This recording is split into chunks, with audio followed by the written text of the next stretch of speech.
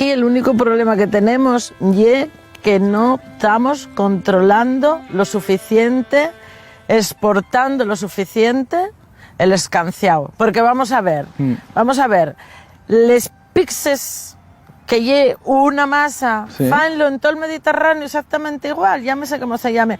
¿Qué lle lo que diferencia las pizzas italianas? Y que fido que vayas a Nueva York, vayas a no sé dónde, hay una pizza italiana y hay un tipo que hace así, col dedo.